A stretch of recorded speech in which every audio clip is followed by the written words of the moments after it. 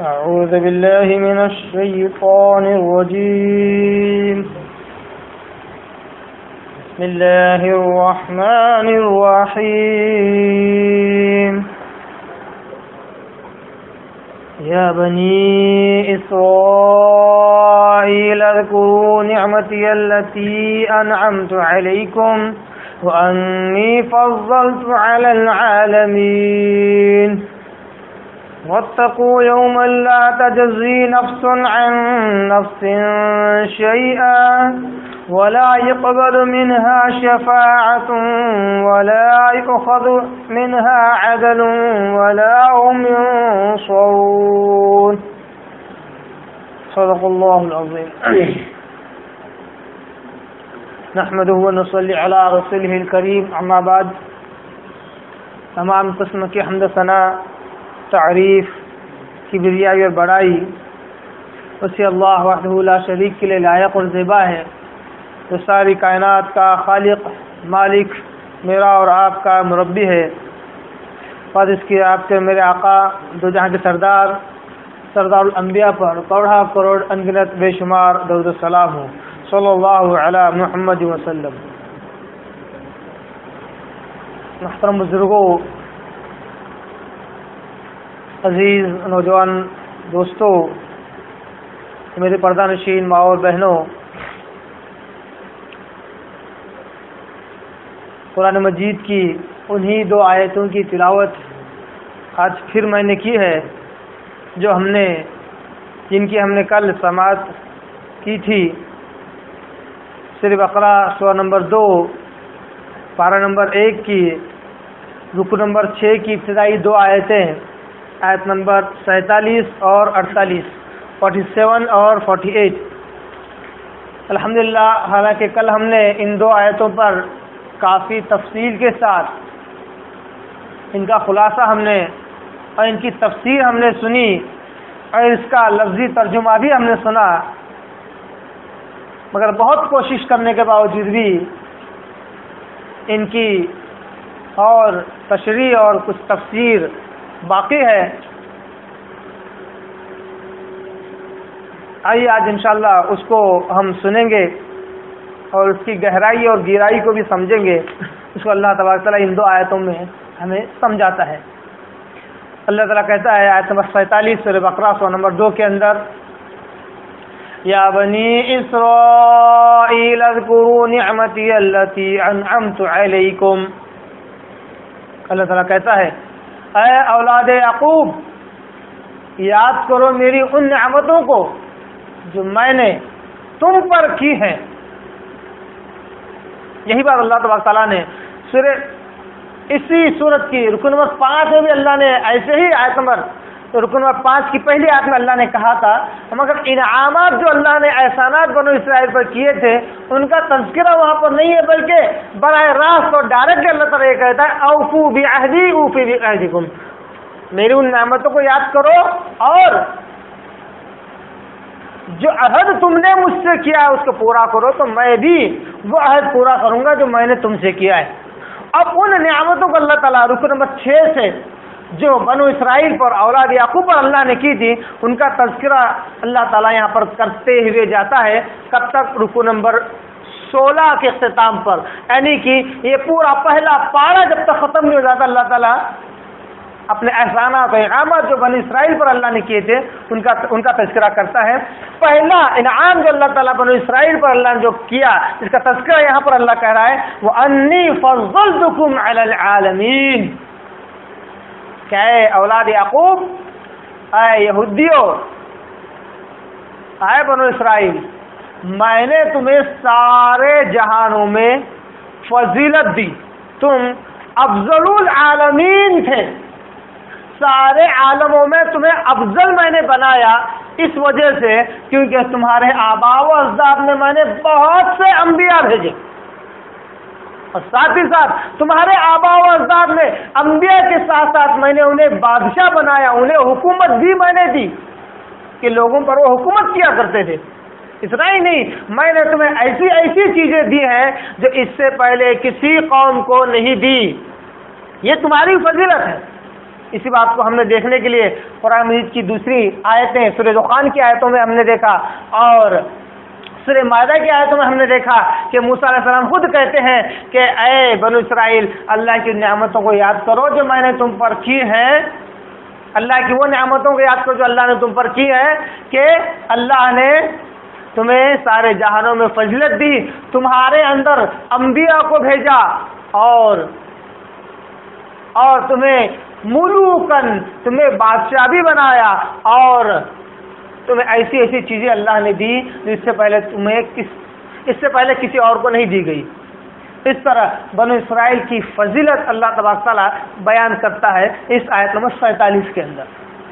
اس طرح معلوم ہوا کہ بنو اسرائیل ایک زمانے میں افضل العالمین کے خطاب سے نوازے گئے، افضل العالمین کا رتبہ اور خطاب انہیں دیا گیا کہ یہ سارے جہانوں میں افضل ترین قوم تھی، افضل ترین قوم تھی۔ سوال اٹھتا ہے کہ کیا یہ آج بھی افضل ترین قوم ہے؟ جواب ہے کہ نہیں، یہ اس وقت کے زمانے میں ضرور تھی، اور چاہتی تو اس رتبے، اس ڈیزگنیشن پر، اس پوسٹ پر رہ سکتی تھی۔ اللہ چاہتا تو قیامت تک انہیں افضل العالمین بنا کر رکھ سکتا تھا، مگر انہوں نے اپنی بد کرداریوں کی وجہ سے، اپنی بد اخلاقیوں کی وجہ سے اور احکامات الہیہ کی معصیت اور نافرمانی کرنے کی وجہ سے اس رتبے سے ہٹا دیے گئے، اور انہیں اب افضل العالمین کا کوئی خطاب نہیں رہا، اس رتبے سے انہیں نکال دیا گیا۔ اب یہ رتبہ اسی قسم کا اس امت محمدیہ کو دیا گیا، اور اسے کہا گیا کہ کنتم خیر امت، اے امت محمدیہ، اب یہ خطاب تمہیں دیا جاتا ہے، یہ لقب اب تمہیں دیا جاتا ہے کہ تم خیر امہ ہو، سب سے بہترین امت ہو، تمہاری ایسی امت کوئی اور ہو ہی نہیں سکتی۔ اس سے سب سے پہلا ایک نقطہ یہ نکلتا ہے کہ اللہ کی جو رحمت ہے، اللہ کے احسانات، اللہ کے انعامات کسی خاص قوم سے منسلک نہیں ہوتے، جڑے ہوئے نہیں ہوتے۔ اللہ تعالیٰ کی رحمت ہر اس قوم کے ساتھ ہے جو اللہ کی فرما برداری کرے، وقت کے نبی کی اطاعت کرے اور اللہ کی معصیت کے اور نافرمانی کے کام نہ کرے، تو اللہ کی رحمت اس کے ساتھ ہوتی ہے۔ جیسے ہی وہ اللہ کی نافرمانی کرنا شروع کرتا ہے، وقت کے نبی کی نافرمانی شروع کرتا ہے، تو اللہ تعالیٰ اس سے وہ انعامات اور احسانات چھین لیتا ہے، کسی اور قوم کو دیتا ہے۔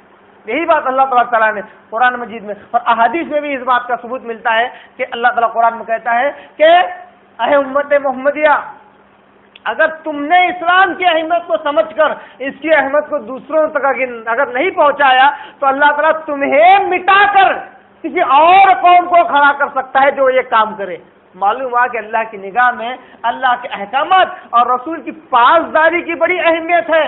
یہ نہیں کہ وہ کون سی قوم ہے، کس سے منسلک ہے، اس کا سلسلہ نسب کیا ہے، وہ کس کی اولاد میں ہے، اللہ کو اس سے کوئی مطلب نہیں ہے۔ معلوم ہوا کہ ہم صرف یہ کہنے سے کہ ہم فلاں نبی کے اولاد ہیں، فلاں کے اولاد ہیں، فلاں کے سلسلے کے ہیں، فلاں کے حسب کے، فلاں کے خاندان کے، یہ کہنے سے نہ اللہ تعالیٰ کی نگاہ میں ہماری کوئی ویلیو اور عزت ہونے والی ہے، اور نہیں ہم کبھی جہنم سے چھٹکارا پانے والے اور جنت میں جانے والے بننے والے۔ جنت میں جانے کے لیے، جہنم سے چھٹکارا پانے کے لیے اور اللہ کے احسانات کو حاصل کرنے والے بننے کے لیے یہ ضروری ہے کہ اللہ کے احکامات کی معصیت اور نافرمانی ہم سے نہ ہو، اور وقت کے نبی کی معصیت اور نافرمانی ہم سے نہ ہو، ہم میں بد کرداری اور بد اخلاقی نہ آئے، تب جا کے اللہ کے احسانات لینے والے ہم بن جاتے ہیں۔ سب سے پہلی بات تو یہ بات معلوم ہوئی۔ تو گویا کہ اب امت محمدیہ کو خیر الامہ کہا گیا ہے۔ اب امت محمدیہ کو چاہیے کہ اس لقب کی پاسداری کریں، اس لقب کا خیال رکھے، اس لقب کی عزت بچائے اور اپنے آپ کو اللہ اس کے رسول کے حوالے کرے، بجائے اس کے کہ اس کے اور اس کے حوالے کرنے کے اللہ اس کے رسول کے احکامات کے حوالے کر دے۔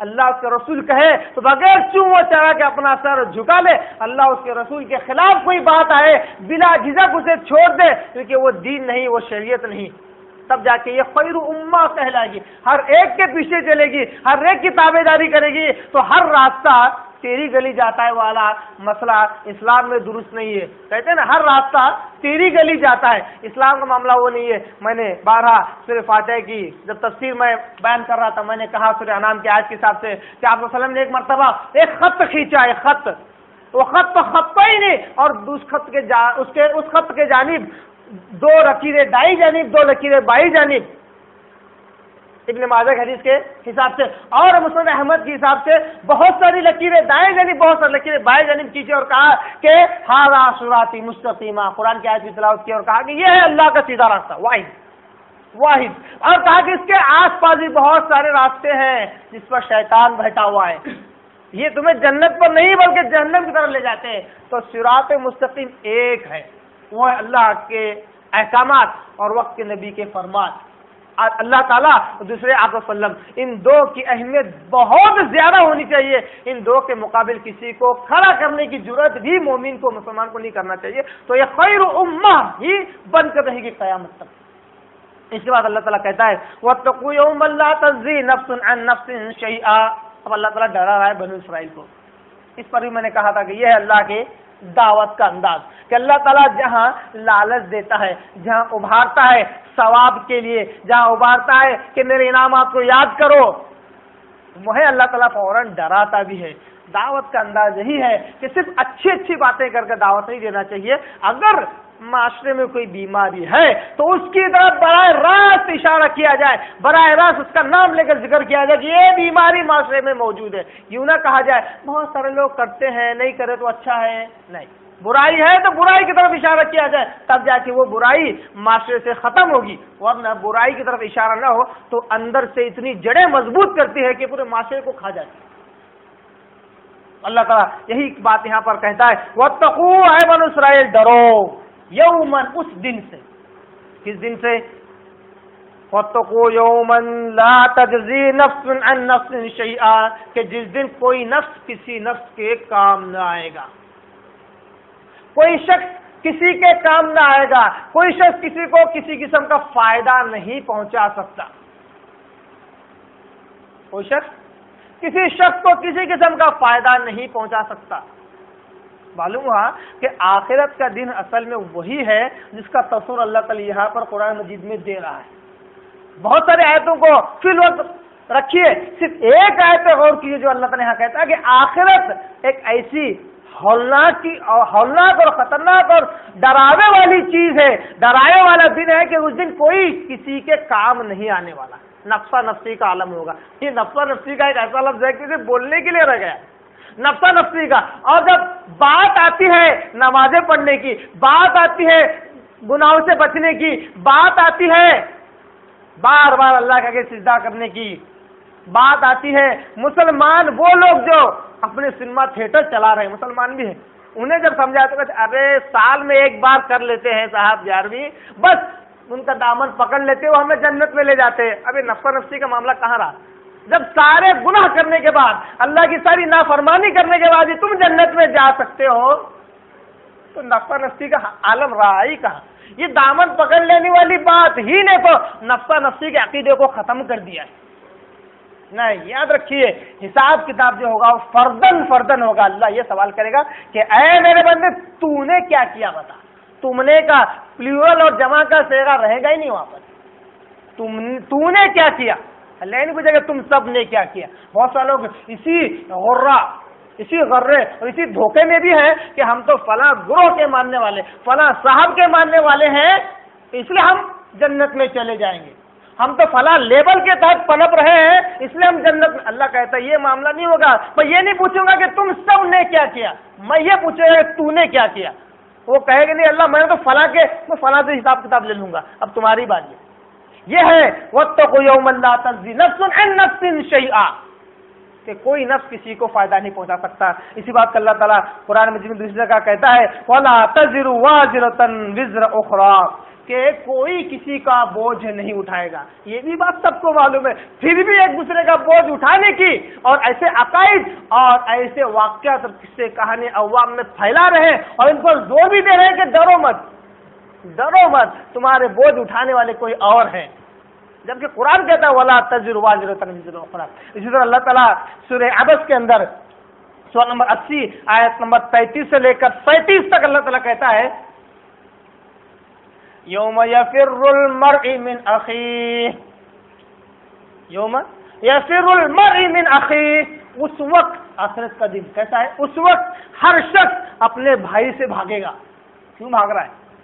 مدد حاصل کرنا چاہیے، مگر معلوم ہے کہ مدد تو درکنار، کہیں مجھے ہی مدد کر رہے ہیں، کہیں مجھے ہی مدد کرنے کی ضرورت نہ پڑ جائے، ڈر کے مارے کہیں میری نیکیاں کسی اور کو دینے کی ضرورت نہ پڑ جائے، جبکہ میں خود محتاج ہوں۔ یوم یفر المرء من اخیہ وامہ وابیہ، اپنی ماں سے بھاگے گا، اپنے باپ سے بھاگے گا، بھائی سے بھاگے گا، ماں سے بھاگے گا اور اپنے باپ سے بھاگے گا۔ یوم یفر المرء من اخیہ وامہ وابیہ وصاحبتہ وبنیہ، سب سے زیادہ جس سے محبت رکھتا ہے، اس کے ساتھ جینے مرنے کے وعدے کرتا ہے، اپنی بیوی سے تک بھاگے گا۔ اور بیوی کو جب اولاد ہو جاتی ہے تو بیوی سے محبت کم اور اولاد سے محبت زیادہ ہو جاتی ہے، اور اپنے بیٹوں سے بھاگے گا۔ وہ امہ وابیہ، کیوں بھاگے گا؟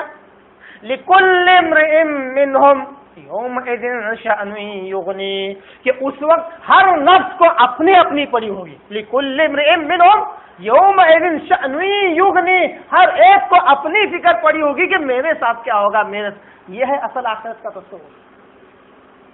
یہ بہت ہی محو ہوتا جا رہا ہے، یا بڑا ہی کمزور ہوتا جا رہا ہے، یا یہ عقیدہ برائے نام رہ گیا ہے۔ واللہ تنقید کے طور پر نہیں کر رہا ہوں، بالکل ویسے ہی جیسے عیسائیوں میں ایک عقیدہ ہے، کرسچنس کے اندر ایک عقیدہ ہے کہ ان کے پاس گناہ کی کوئی لمٹ نہیں ہے، نہیں نیکی کا کوئی خاص تصور ہے سوائے یہ کہ ہفتے میں ایک بار چرچ چلے جاؤ۔ گناہ کی کوئی لمٹ نہیں، کیوں؟ انہیں معلوم ہے کہ جتنے بھی گناہ کیے جائیں، جاؤ ایک بار گھنٹی بجاؤ انصاف کی، اور فادر کے آگے، پادری کے آگے کہو کہ میں نے فلاں گناہ کر لیا، تو وہ پادری کا حقیقت ہے، یہ وہ پادری وہ فادر کہے گا جا تیرے گناہ سارے میں نے لے لیا، وہ پاک ہو گیا۔ بس اتنا کہہ دینا اس کے لیے کافی ہے۔ اب وہ فادر ان سارے گناہوں کی ذمہ داری لے لیتا ہے، اور وہ فادر سیدھا ٹرانسفر کرتا ہے کس کی طرف؟ جیسس کی طرف، ان کے حساب سے یسوع مسیح کی طرف ٹرانسفر کرتے، اور انہوں نے تو پہلے ہی سے، ابھی تو گناہ سرزد بھی نہیں ہوئے، انہوں نے پہلے سے اپنی جان دے کر قیامت تک آنے والے انسانوں کے گناہوں کی بلی چڑھا دی اپنے آپ کو۔ اب بتائیے جب یہ سارا معاملہ ہوگا تو جنت اور جہنم کے تصور کی ضرورت نہیں ہے، یوم آخرت کے تصور کی ضرورت نہیں ہے، نہیں نیک اعمال کرنے کی ضرورت پڑتی ہے اور نہیں برائی سے بچنے کی۔ یہ تصور اگر مسلمان میں آ جائے اور پھر بھی کہے کہ ہم خیر امہ ہے، ہم بہترین امت ہیں، تو کیا ہو بہو ویسے ہی جو اللہ تعالیٰ نے یہودی اور عیسائیوں کے ساتھ معاملہ کیا، انہیں ذلت اور رسوائی سے نوازا، ذلت اور رسوائی ان کے اوپر چھا گئی، کیا یہ ہر مسلمان کے ساتھ نہیں ہوگی؟ یقیناً ہوگی، کیونکہ عقیدہ آخرت کمزور ہوتا جا رہا ہے۔ عقیدہ آخرت جتنا مضبوط ہوگا، اس سے پہلے کہ درس میں نے کہا کہ اتنا ہی وہ شخص نمازوں پہ بھی کھڑا ہوگا۔ جس کا عقیدہ آخرت جتنا زیادہ مضبوط ہوگا وہ 5 وقتہ نمازی بنے گا۔ ایسے نہیں کہ چلتے پھرتے پڑھ رہا ہے، ٹائم ملا تو پڑھ لیا، دل میں آیا تو پڑھ لیا، نہیں، جس نے ایسا کیا سمجھ جانا چاہیے کہ عقیدہ آخرت کمزور ہے۔ آج مسلمان 5 وقت نمازی کیوں نہیں ہے؟ اسی وجہ سے کیونکہ اس عقیدے کو جس کو قرآن نے بیان کیا، اس کو کمزور کر کے ان کے بدل کچھ ایسی چیزیں، ایسے عقائد مسلمانوں کو دی جا رہی ہیں جن کے ذریعے سے مسلمان کہتا ہے کہ آخرت کا مجھے کوئی خوف نہیں۔ اشعاری بہت سارے اشعار لکھے ہیں لوگوں نے، کہتے ہیں آخرت کا مجھے کوئی خوف نہیں جب تک کہ فلاں اور فلاں ہیں، جب تک کہ میرے نبی ہیں، جب تک کہ فلاں ہیں۔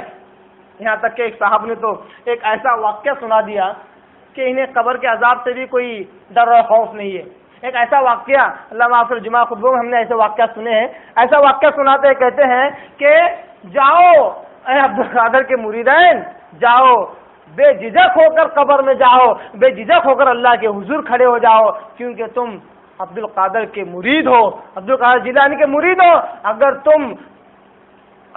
اگر تم قبر میں پہنچ بھی جاؤ اور ممکن نکیرن اگر تم سے کہیں کہ من ربک، تمہارا رب کون ہے، تو سیدھا جواب دینا یا غوث المدد۔ میں نہیں کہہ رہا ہوں کسی پر طنز کرنے کے لیے اور نہیں کسی کی عزت اتارنے کے لیے، حقیقت ہے لوگ اس پر زور دے کر کہتے ہیں کہ قبر کے عذاب کے ڈر کی کوئی ضرورت نہیں ہے، صرف یہ کہو یا غوث۔ یہ کتابوں میں تک یہ واقعہ موجود ہے، میں نے خود اردو اور عربی میں لکھی کتاب، ایسا نہیں کہ ہندی اور مراٹھی میں یا کسی سنسکرت زبان میں لکھی ہے، کسی غیر نے لکھی ہے، مسلمان نے لکھی ہے، کہتا یا غوث المدد، قبر میں کہہ رہا مرنے کے بعد جبکہ عبد القادر جیلانی رحمۃ اللہ علیہ کا جو مواحد ہے، جو توحید پرست ان کا انتقال ہو گیا، کئی سال ہو گئے، آج سے کئی سال پہلے کی بات ہے. تو یہ کہتا کہ یا غوث المدد. اب فرشتے کہتے ہیں آخر کس کو پکار رہا ہے؟ پھر پوچھتے ہیں ماں دینوں کی طرف دین کون سا ہے؟ تو کہتے ہیں یا غوث المدد. پھر پوچھتے ہیں کہ من نبی، تیرے نبی کون ہے؟ تو بھی کہتا ہے، کیا کہتا ہے؟ تیرے نبی کون ہے کہنے پر کیا کہتا ہے؟ یا غوث المدد. اب وہ کہتے ہیں، دیکھیے بیان ان کا، کہتے ہیں کہ غوث پاک فوراً آ جائیں گے قبر میں، اور ایک ہاتھ میں منکر کو، ایک ہاتھ میں نکیر کو لے کر میرے مرید سے سوال کرتے ہو من ربک ماں دینوں کو، لے پٹکتے یہاں تک کہ دونوں فرشتے کہتے ہیں حضور ہمیں معاف کیجیے، ہمیں نہیں پتا تھا کہ آپ کا مرید ہے، چھوڑ کے بھاگ جائے. جب یہ عقیدہ مسلمانوں کو دیا جائے گا تو قبر کے عذاب سے ڈر کہاں سے رہے گا اور آخرت کے دن سے کہاں سے ڈر رہے گا؟ اور یہ بولنے والے کوئی ایسے ہی لوگ نہیں ہیں، لمبی لمبی داڑیاں ہوں گی، مدرسے سے فارغ شدہ ہوں گے، عوام کو یہی قصے کہانیاں سناتے اور کہتے ہیں ڈرنے کی کوئی ضرورت نہیں. اب بتاؤ عوام کیسے نماز پڑھے گی، کیسے روزے رکھے گی، کیوں اللہ سے ڈرے گی، کیوں رسول کا خیال رکھے گی؟ جب صرف زبانی محبتی دعویٰ کرنا کافی ہے تو نمازوں کی ضرورت نہیں، روزوں کی ضرورت نہیں ہے. محبت کا دعویٰ کرنا تو بڑا آسان ہے. تو اللہ کہتا ہے نہیں، ڈرو اس دن سے جس دن کوئی شخص کسی کا کام نہ آئے گا، ولا يقبل منها شفاعۃ، اور نہ ہی کسی قسم کی سفارش اور شفاعت کام آئے گی اس دن. مطلب قرآن کہہ رہا ہے کہ آخرت کا دن وہ ہے سفارش کام نہیں آتی. ہاں، اس کا مطلب یہ نہیں ہے کہ آخرت میں سفارش کا تصور نہیں ہے، نہیں ہے، سفارش کا تصور ہے قرآن مجید سے بھی اور احادیث سے بھی، مگر اس کی جو لمٹ ہے اتنا ہی رکھا جائے. اس کو ربر کی طرح کھینچ کر لمبا کرنے سے ربر کی لمبائی بڑھتی نہیں، وہ واپس اپنی جگہ آ جاتا ہے. سفارش کی لمبائی اتنی کر دی گئی کہ دنیا میں چاہے کچھ بھی کرو، ولی کہیں گے اے اللہ بھیج رہا کہ نہیں بول رہا، میرا مرید ہے. اللہ سے لڑیں گے، استغفر اللہ معاف کرے، ہم نے سنا ہے کیونکہ اللہ معاف کرے کس زمانے میں انہی سے منسلک تھے اور کتابیں ہم نے پڑھی ہیں، کہتے ہیں کہ اللہ تعالیٰ سے کشتی تک کھیل لیں گے کہ میرے مرید کو جنت میں نہیں ڈالے گا، میرے مرید کو. یہاں تک کہ اللہ کہے گا ٹھیک ہے ولی کی بات میں کیسے ٹھکراؤں، کہہ کر اللہ طرف بدکار، بد کردار، بے نمازی، اللہ کے رسول کی نافرمانی کرنے والا، اللہ کہے گا جا جنت میں. وَلَا يُقْبَلُ مِنْهَا شَفَاعَةٌ، کوئی سفارش کام نہیں آتی. سفارش کیا ہے؟ سفارش کیا ہے؟ وہ ہے جس کا ذکر قرآن مجید نے کہا کہ یہ جائز ہے، جس کے تعلق سے احادیث میں آیا کہ یہ جائز ہے. ان کے علاوہ ساری سفارشیں من گھڑت ہے، جیسا کہ حدیث میں آتا ہے. صرف اس ایک نقطے پر غور کیجئے کہ آپ صلی اللہ علیہ وسلم کہتے ہیں سب سے زیادہ سفارش کا غرہ اور دھوکہ کہاں پہ ہے؟ آپ صلی اللہ علیہ وسلم کی سفارش کے تعلق سے. حدیث میں دیکھ لیجئے، صحیح مسلم کی حدیث، آپ صلی اللہ علیہ وسلم کہتے ہیں میری سفارش ہر اس شخص کے لیے ہے جو شرک نہ کرے. الفاظ حدیث کے، میری سفارش ہر اس شخص کے لیے جو شرک نہ کرے، جو مشرک نہ مرے. معلوم ہوا کہ آپ صلی اللہ علیہ وسلم کی سفارش یقیناً ہے، مگر اس کے لیے نہیں جو مشرک ہو. اور سب سے زیادہ شرک میں ملوث ہو کر کہتے ہیں کہ اللہ کے رسول ہماری سفارش کر لیں گے. اور رہا دوسری بات، اللہ تعالیٰ قرآن میں کہتا ہے 30ویں پارے کے اندر کہ اللہ کے آگے جتنے بھی لوگ کھڑے ہوں گے، کوئی بھی اللہ کے آگے، فرشتوں کے ساتھ میں ساری روحیں، سارے انسان کھڑے ہوں گے، کوئی بھی اللہ کے آگے خطاب کرنے کی قوت اور طاقت نہیں رکھتا. لا یملکون منہ خطابا، اللہ کے آگے کوئی بھی بات کرنے کی قدرت اور طاقت نہیں رکھتا. لا یملکون منہ خطابا. اور آگے اللہ کہتا ہے کہ 30ویں پارے کی آیت ہے، پارے ام کی، سورہ نبا، اس کی ایک لفظ بھول رہا ہوں جس کو میں آپ کے آگے رکھ رہا ہوں. اللہ تعالیٰ کہتا ہے اس کے رکوع نمبر 2 کے اندر اللہ کہتا ہے لا یوم یقوم الروح والملائکۃ صفا، کہ جس وقت سارے فرشتے، ساری روحیں، سب کے سب صف بصف اللہ کے آگے کھڑے ہوں گے. لا یتکلمون الا من اذن له الرحمن وقال صوابا، کہ اس وقت کوئی بھی اللہ کے آگے کلام کرنے کی جرأت نہیں رکھتا. من اذن له الرحمن، مگر یہ کہ اللہ جس کو اجازت دے دے. یہاں تو اجازت کا تصور بھی نکل جاتا ہے. لوگ کہتے ہیں اللہ سے اجازت لینے کی ضرورت نہیں ہے. ولی اتنے اسٹرانگ ہے کہ اللہ سے بھی لڑ لیتے ہیں، کشتی کھیل لیتے ہیں. اللہ کہتا ہے وقال ثوابا، یہاں تک کو جسے میں اجازت دوں نا وہ بات بھی درست کرنا، صرف ایک اصول پر. حالانکہ سفارش پہ انشاءاللہ کبھی تفصیل ہے، اس کے تعلق سے ہم دیکھیں گے کہ قرآن مجید اور احادیث میں سفارش کا صحیح تصور کیا ہے. صرف اس ایک آیت کو آپ غور کیجیے. اللہ کہتا ہے سورہ نبا آیت نمبر 38، وقال صوابا، جس کو میں اجازت دوں سفارش کی وہ بات بھی درست کرے. کیا کرے؟ بات بھی درست کرے، صحیح بات کرے، غلط بات کو اللہ اجازت دینے کے بعد بھی پسند نہیں کرے. اب آپ بتائیے، جو شخص سال بھر کبھی نماز نہیں پڑھا، اوپر سے اس کو 5 سنیما تھیٹر چلاتا ہے، پتہ نہیں کیسی کیسی فلمیں لگاتا ہے، سال میں ایک بار 11ویں کر لیتا ہے، مان لیتے اللہ کیا کہ وہ ولی کھڑے ہو گئے اور کہا کہ اللہ یہ تو میرا مرید ہے، ہر سال میرے نام پہ 11ویں کیا کرتا تھا، اب انہیں جنت میں ڈال دے. اب آپ بتاؤ اللہ تعالیٰ کی نگاہ میں کیا وہ بات درست ہے، صحیح ہے؟ وقال صوابا، یعنی درست اور صحیح بات ہو. اللہ کہے گا تم ایک ایسے ظالم کی سفارش کر رہے ہو، ظالم کی، جس نے اپنے آپ پر ظلم کیا اور اللہ کا حق جس نے مارا، لوگوں کا حق مارا، نوجوان نسل کو جس نے خراب کیا، ایسے ظالم کی آپ سفارش کر رہے ہیں. اور سورہ نساء میں اگر آپ جاتے ہیں سورہ نمبر 4 کے اندر، اس میں اللہ کہتا ہے اللہ ہو سکتا ہے یاد دلائے اس ولی کو جو ایسی غلط حرکت کر بیٹھے. اللہ کہے گا دیکھو میرے پاس ایک اصول ہے، جو اچھی سفارش کرے گا اس کو اس میں سے بدلہ ملے گا، اور جو بری سفارش کرے اس میں سے اس کو بدلہ ملے گا. چاہتے آپ کہ ان کی سفارش کرے اور ان کے گناہوں کو اپنے سر پر لاد لے؟ وہ تو ولی جانتی ہے ولی ہے کس لیے کہ اچھی چیز سمجھ میں آ گئی، اچھے لوگوں کو پہچان لیا انہوں نے. اگر برے انسان کی سفارش کر بھی لی تو ان کے گناہ ان کے سر پر لاد دی جائیں گے، وہ ولایت کے درجے سے اتر جائیں گے. دیکھو یہ کیسے ولی سے محبت کرنے والے لوگ ہیں کہ انہیں ولایت کے درجے سے اتارنے کے لیے تیار ہیں، مگر خود نیک عمل کر کے اللہ کو راضی کرنے کو تیار نہیں ہے. تو اللہ کہتا ہے سفارش اصل میں آخرت میں کوئی کام نہیں آتی. وَلَا يُؤْخَذُ مِنْهَا عَدْلٌ، اور نہ ہی کسی قسم کا بدلہ آخرت میں لیا جائے گا. بدلہ مطلب کسی شخص کی سزا کے بدلے کوئی چیز لی جائے، فدیہ لی جائے. حضرت عبداللہ ابن مسعود اور حضرت عبداللہ ابن عباس رضی اللہ عنہ کہتے ہیں کہ یہاں پر عدل کے معنی حالانکہ انصاف کے، مگر اس آیت سے عدل سے مراد فدیہ ہے، بدلہ ہے. کسی سزا کے بدلے، کسی نفس کے بدلے ایک فدیہ جو لیا جاتا ہے تاکہ اس کی جان چھوٹ جائے، اس کو کہتے ہیں عدل. وَلَا يُؤْخَذُ مِنْهَا عَدْلٌ، اور نہ ہی کسی قسم کا فدیہ اس سے لیا جائے گا.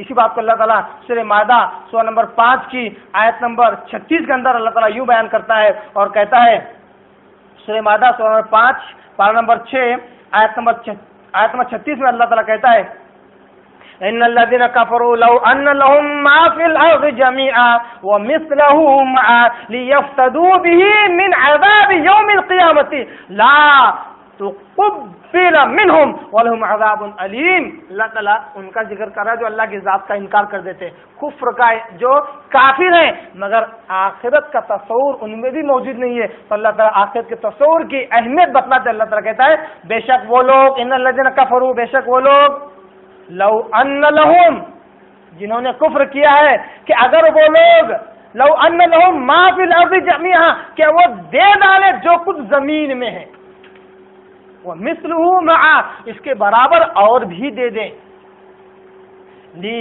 یفتدوا به من عذاب یوم القیامہ، تاکہ وہ بچ جائے، یا لیفتدوا یعنی فدیہ دینا، تاکہ وہ فدیہ دے کر اپنے آپ کو قیامت کے عذاب سے بچا لے.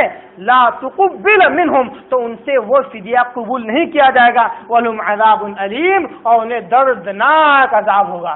اس آیت سے سورہ مائدہ سورہ نمبر 5 پارہ نمبر 6 کی آیت نمبر 36 سے معلوم ہوا کہ پورا زمین بھر کا بھی فدیہ اور بدلہ اللہ کے پاس دیا جائے کہ اپنے آپ کو بچا سکے تو انسان بچا نہیں سکتا. تو اسی بات کا تصور اللہ تبارک تعالیٰ نے سورہ آل عمران کی آیت نمبر 91 میں بھی کیا ہے کہ اس میں بھی کہا ہے کہ پوری زمین بھر سونا بھر کے بھی اللہ کو اگر دیا جائے یا زمین بھر کا سارا ساز و سامان بھی اللہ کو دیا جائے تو اپنے آپ کو نہیں بچا سکتا. تو ان آیتوں سے معلوم ہوا کہ آخرت کا تصور بڑا ہی کیا کہتے ہیں دل کو دہلا دینے والا ہے. اس سے بچ کر انسان جا نہیں سکتا، کوئی شارٹ کٹ استعمال نہیں کر سکتا.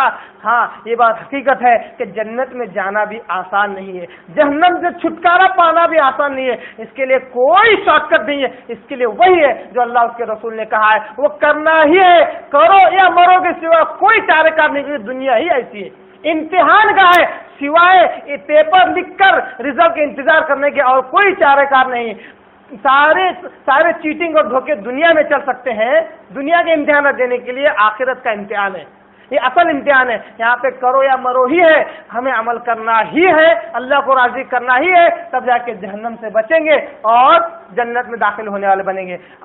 چوتھی بات اللہ تعالیٰ کہتا ہے وَلَا هُمْ يُنصَرُونَ, اور نہ ہی وہ کسی قسم کی مدد کیے جائیں گے اور نہ ہی کوئی ان کی مدد کرنے والا ہوگا. اسی بات کو اللہ تعالیٰ سورہ بقرہ کی آیت نمبر 254 کے اندر کہتا ہے, آیت الکرسی سے پہلے والی آیت کہ بالکل انداز یہی ہے جس میں اللہ تعالیٰ کہتا ہے کہ وَاتَّقُوا يَوْمًا لَا تَجْزِي نَفْسٌ عَن نَفْسٍ, یہی الفاظ ہے, اس میں صرف یہ لفظ ہے وَلَا خِلَّةٌ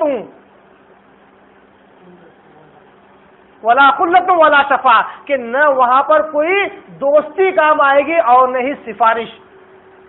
دوستی سے مراد مدد کرنے والا.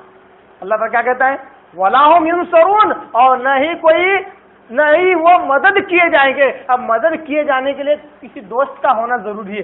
دوست کو بڑا اہم مانا جاتا ہے مدد کرنے کے لیے. تو اللہ تعالیٰ کہتا ہے وَلَا خُلَّةٌ وَلَا شَفَاعَةٌ, نہ ہی کوئی وہاں پہ خلیل ہوگا, دوست ہوگا, اور نہ ہی کسی قسم کی سفارش وہاں پہ کام آنے والی ہے. اسی بات کو اللہ تعالیٰ سورہ ابراہیم کے اندر بھی آیت نمبر 31 کے اندر اللہ تعالیٰ کہتا ہے لا بیع فیہ ولا خلال. ایک اور بڑا پیارا لفظ اللہ نے آخرت تصور کے لیے بیان کیا سورہ ابراہیم کے اندر آیت نمبر 31 کے اندر ولا بیع فیہ, وہاں پر کسی کی زمین خرید و فروخت بھی نہیں ہوگی. اللہ سے نہیں کہہ سکتے اللہ سب سے زیادہ چہیتا بیٹا میرا تھا, اس کو لے لے اور مجھے چھوڑ دے. خرید و فروخت بھی اللہ تعالیٰ کے ساتھ نہیں ہوگی. ولا خلال, اور نہیں کوئی دوست ہوگا کہ وہاں مدد کر سکے. یہ ہے آخرت کا اصل تصور جس کو قرآن مجید پیش کرتا ہے کہ نفسا نفسی کا حقیقی عالم ہوگا, فردن فردن حساب کتاب ہوگا. انسانوں کو چاہیے کہ اس آخرت کے تصور کے ساتھ اس دنیا میں زندگی گزارے تو یہ آخرت میں کامیاب ہوگا. اللہ تعالیٰ بنو اسرائیل کی اس آخرت کے تصور سے اس لیے ڈرا رہا ہے کہ بنو اسرائیل میں بھی ایک عقیدہ اور ایک بیماری آ گئی تھی. وہ کہتے تھے کہ ہم محب ہیں اللہ کے, ہم اللہ کے بڑے چہیتے پسندیدہ ہیں, اللہ ہمیں آخرت کے عذاب میں مبتلا کرے گا نہیں ہو سکتا, کیونکہ ہمارے اندر تو انبیاء ہے, ہمارے باپ دادا تو انبیاء سے ہے. اللہ تعالیٰ ہمیں عذاب کیسے دے گا؟ افضل العالمین کے رتبے سے اللہ نے انہیں نکال پھینکا. خیر امہ امت محمدیہ کو دے دیا. اب خیر امہ جو ہے وہ بھی آج یہی دعویٰ کرتی ہے, اسے بھی یہی غرہ اور اسے بھی یہی دھوکہ ہے کہ ہم تو سردار الانبیاء کی امتی ہیں. سردار الانبیاء, سارے نبیوں کے سردار, وہ ہمیں کہیں جہنم میں جانے چاہیے. اور اللہ معاف کرے ایسی ایسی باتیں اللہ رسول کے نام سے قصے کہانیاں سیرت میں بھی جوڑ دیتے ہیں. ایک یاد آ رہا ہے کہ آپ صلی اتنا روئے کہ جان جا رہی تھی, پوچھا کیوں رو رہے ہو, تو بولے میری امت ہے. واقعی اللہ رسول زندگی میں واقعہ ملتا ہے. پھر بھی اللہ رسول امت کی اہمیت دلا کر اللہ رسول کے سامنے اتنی امت کی اہمیت دلا دی ہے کہ اب امت کو نیک عمل کرنے کی ضرورت ہی نہیں پڑی. جب یہ امت کو بھی یہ غرہ یہ دھوکہ ہو گیا کہ ہمارے نبی ہماری سفارش کر کے جہنم سے نکال لیں گے اور جنت میں ڈال دیں گے. پہلی بات تو یہ ہے کہ جہنم میں نہیں جائیں گے. اگر چلے بھی گئے تو نبی ہمیں سفارش کر کے وہاں سے نکال کر جنت میں جائیں گے. تو اس کے لیے میں نے کہا کہ آپ کہتے ہیں کہ میری سفارش ہر اس شخص کے لیے جو شرک نہ کرے. تو شرک کرے گا وہ ابدل آباد جہنم میں رہے گا, کوئی بھی اس کی سفارش کر کے اس کو جہنم سے نہیں نکال سکتا. اور دوسری بات, کیا جہنم کے اندر ایک لمحہ بھی رکنا کتنا آسان ہے کہ کسی سفارش کا انتظار کیا جائے؟ جہنم میں وہ کہیں گے, جہنم میں قرآن میں اس کا ثبوت ہے, وہ کہیں گے اللہ اس کو کیسے بھی کر کے نکالیے, کب ختم ہوگا آخر. ایک پل انہیں موت نظر آئے گی, ایسا لگے گا کہ موت انہیں کھا رہی ہے اور موت کا انتظار کریں گے. اللہ کہے گا اب تمہیں موت بھی نہیں آئے گی. تو امت محمدیہ کو چاہیے کہ اس غرے اس دھوکے میں نہ رہے کہ نبی صلی اللہ علیہ وسلم یا کوئی ولی یا کوئی پیر یا کوئی فقیر یا کوئی فرشتہ یا کوئی صحابی سفارش کر کے جہنم سے نکال لیں گے. نہیں, عمل کیجئے, اللہ سے دعا کیجئے. اللہ کی رحمت اگر آپ کو ڈھانپ لے گی تو آپ کے اعمال ہی کام آئیں گے. اللہ کی رحمت ڈھانپ نہ لے, سارے اعمال درست ہونے کے باوجود بھی وہ آدمی بیکار ہو جاتا ہے, ناکامیاب ہوتا ہے. اللہ تعالیٰ دعا ہے کہ اللہ تعالیٰ بھی ہمیں آخرت کا صحیح تصور رکھنے اور اس آخرت کے تصور کے حساب سے اللہ تعالیٰ ہمیں عمل کرنے کی توفیق عطا فرمائے. ساتھ ہی ساتھ اللہ کے نیک انبیاء, اللہ کے انبیاء صحابہ اور اولیاء اللہ سے صحیح اور سچی محبت رکھنے کی اللہ میں توفیق عطا فرمائے. وآخر دعوانا ان الحمد للہ رب العالمین.